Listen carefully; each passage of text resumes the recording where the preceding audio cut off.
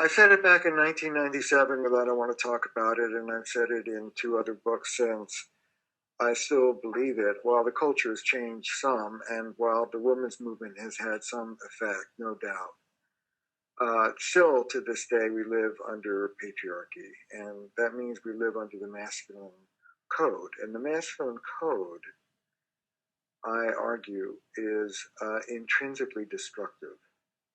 It does not allow for intimacy. It does not allow for being able to stay fully connected to one's own self.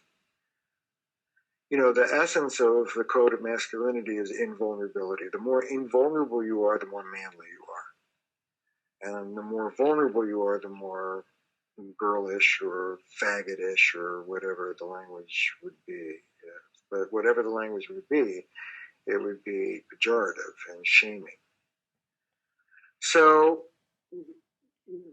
I believe that, you know, my friend and colleague Carol Gilligan and others here in Boston at the Stone Center argued back in the early 80s that the wound to girls comes in adolescence, and it's about the loss of voice, the loss of authenticity in their dealings with others, what Carol calls the tyranny of the nice and kind.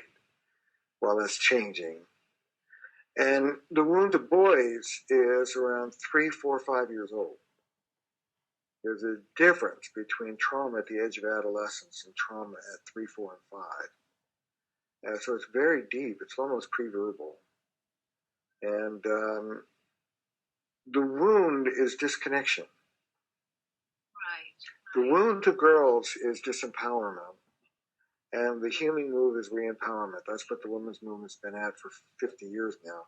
The wound for boys and men is not disempowerment, it's disconnection. Boys and men are cut off from their hearts, their feelings, their vulnerabilities, and from others. And the healing move for men is reconnection. Authentic connection to self and others is the cure for what ails us.